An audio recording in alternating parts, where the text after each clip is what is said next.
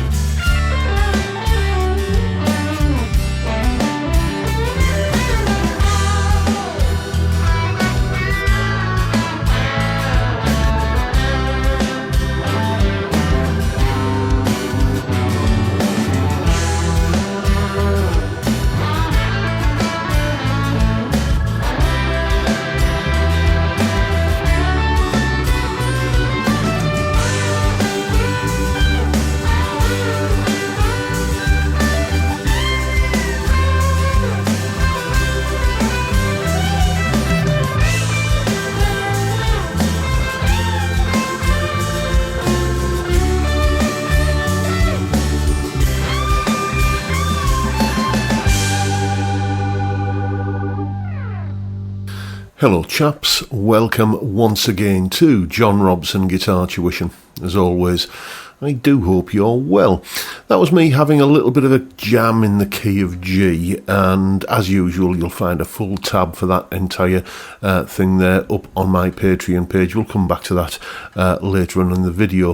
What I was trying to do in that solo there was try and keep it as accessible as possible. You know, you'll notice that there was an absence of all of the twiddly stuff that my fingers habitually fall into, and that's because I'm trying to keep this this lesson focused on people who are new to reading tab, because today is Wednesday, and on Wednesdays we deal with viewers' questions. If you have a question that is guitar or music related and you think I'm the chap to answer it, then get in touch. You can see my website address there at the top of the screen, link in the description. You can get in touch with me via the email form there, or you can use my email address, jrguitartuition@gmail.com. leave a comment below these videos or whatever, and who knows, your question might just feature in one of these videos. Someone called Sam got in touch to ask this question. Hi John, first of all, thanks for the content. Keep up the good work. I have a question about reading tabs. I always get confused about which string is which and what some of the other symbols mean. I get that the numbers are the frets, but there is often other stuff that I don't know what it means. Can you shed any light? Thanks in advance, Sam. So, all about reading tab then, hence why I wanted to keep that solo at the top of the video nice and accessible to newbies to the whole art and craft of reading tab. I think probably the best way to illustrate, how to interpret tab is to have a look at a tab and try and decipher what's going on. So let's do that. Here is the explanation.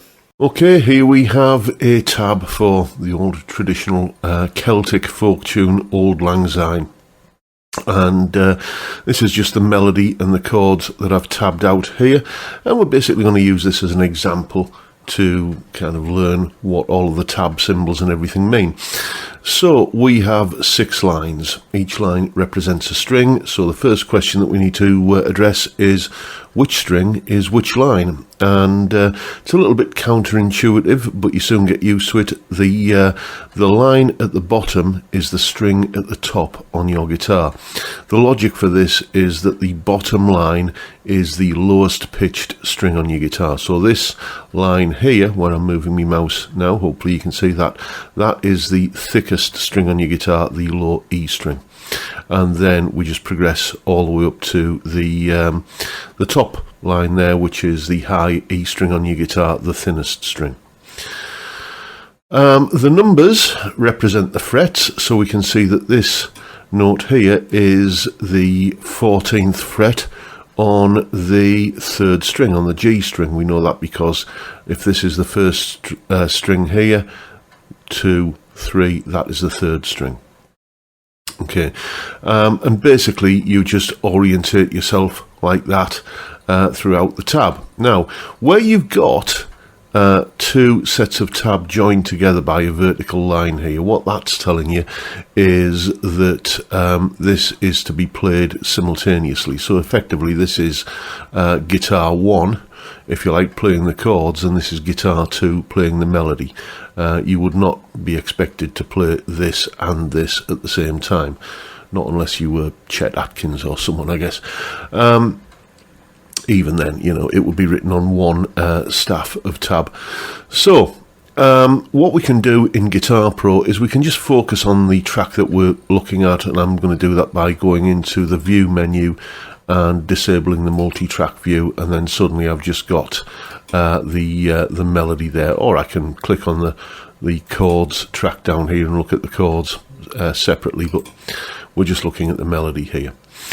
Right, the first thing to say is that all of this sort of stuff that's going on underneath the tab, all of these kind of lines basically, this is all rhythm notation. It basically tells you how long each note lasts and how long the gaps are between the notes, if you like. Okay, so if you can read rhythm notation, or maybe even if you can read standard music notation that looks like that, there you can see that's all on the musical staff there, on the treble clef.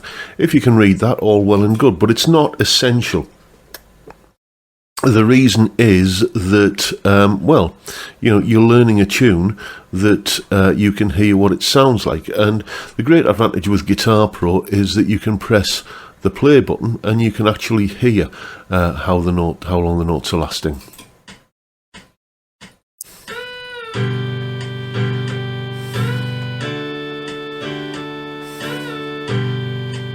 You get the idea.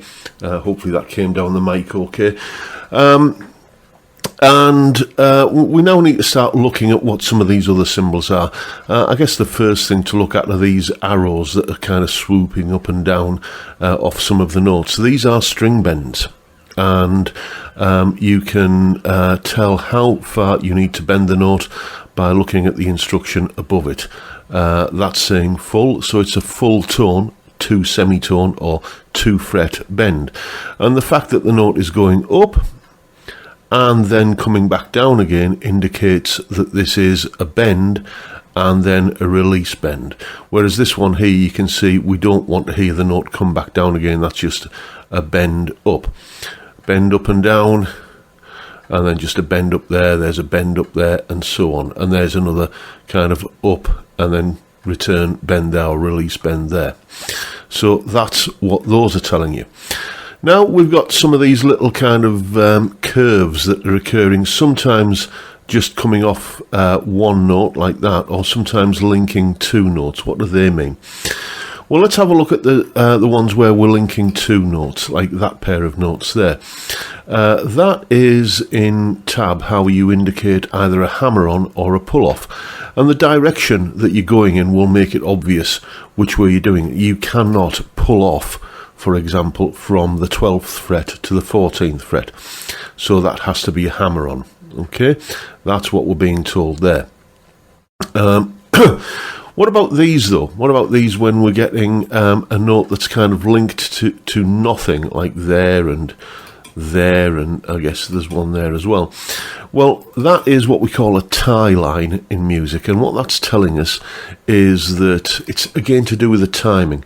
It's the note that you're playing here lasts for this amount of time indicated by this rhythm symbol here. Remember, we discussed those, and this is then tied onto the end of it. So to get a little bit technical for a moment, this note here, this symbol represents 1 beat, and this symbol here, the one you can see that I'm kind of circling with the mouse, that represents half a beat. So we've got a full beat's worth of note, and then tied to it is a half beat's worth of note. So that note there is lasting for 1.5 beats. There are other ways that this can be indicated as well, but that's basically, I did it that way to kind of do that. Again, it's about the timing, and you can hear the timing if you press the play button and kind of just listen and get the sound into your head, get the kind of phrasing of it into your mind's ear, as it were.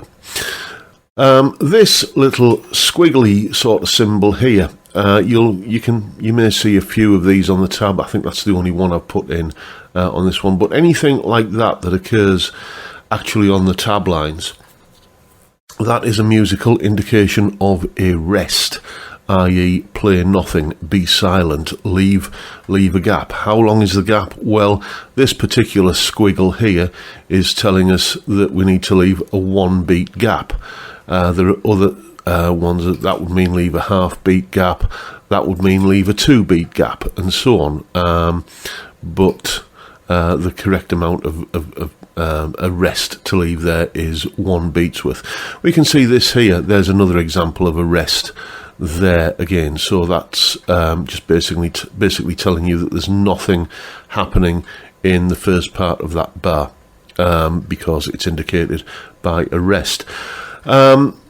A little diagonal beam leading up to a note, what does that mean? Well, it's a slide. It's a slide into that note from nowhere in particular. You haven't got a particular starting note in mind. You don't hear the note that the slide starts on. It's just a kind of slide up from nowhere into that note there at the 12th fret. But we have a slide between 2 notes here. If I just kind of highlight this, you can see that we've got the 12 and the 14 on the beginning of the next line. Let's go back to the multi-track view so that we can get them on the same line. There we go. We've got the 12 and the 14 connected by one of these slur lines, as they're called. Remember when we talked about the hammer-ons and pull-offs earlier?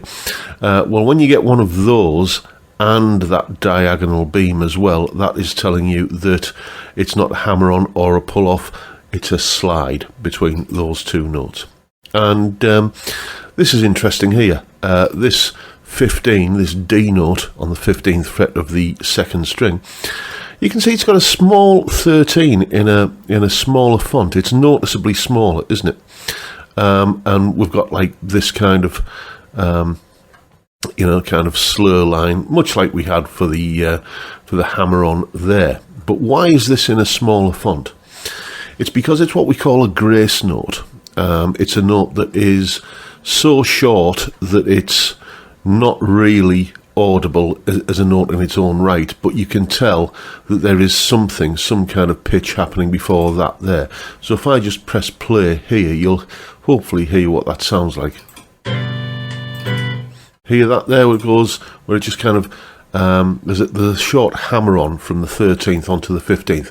Let's do this at 50% tempo. This is another great thing in Guitar Pro, by the way. You can slow the tempo down, and we'll just listen to that one particular track.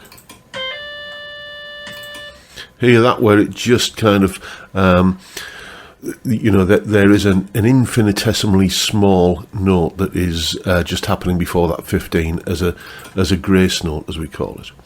So we've got all of these kind of squiggly bits underneath. That's just telling you the timing, the length of the notes. As I say, you can listen to the tune or listen to the Guitar Pro tab and, kind of get the same information by ear, or you can learn to read this stuff. I did a couple of videos on that, a couple of years ago now.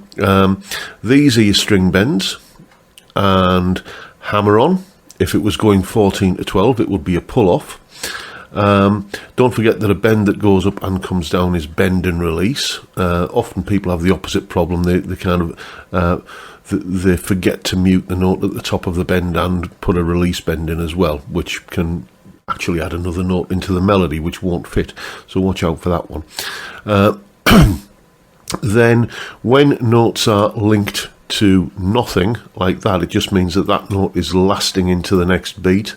Or sometimes, you might last a note into the next bar. There's another one there, that note is lasting into the next beat, and so on. We've got a slide in from nowhere on that note there, and we've got a slide between those two notes there, and any of the little kind of blocks and dots and squiggles that you see, on the actual tab lines, they're just indications of a rest, a moment of silence where you play nothing. Again, think of that as just part of the timing information that you can gather or you can garner from listening to the the playback. So let's do that now and hear what this whole thing sounds like. So I'm just going to put my cursor at the beginning of that bar there and press play.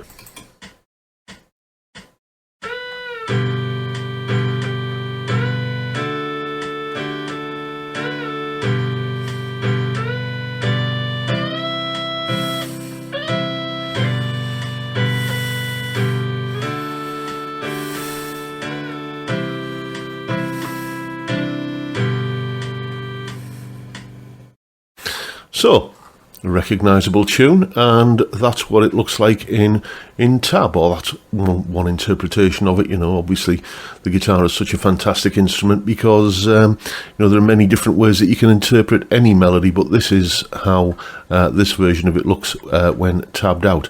So that's how to read tab. Now you know what to do. Go away and have some fun with it. And as I said at the top of the video, that solo that we kicked off with is tabbed out in that format that you've just seen there, Guitar Pro. There's also a PDF version of it available if you don't have the Guitar Pro software.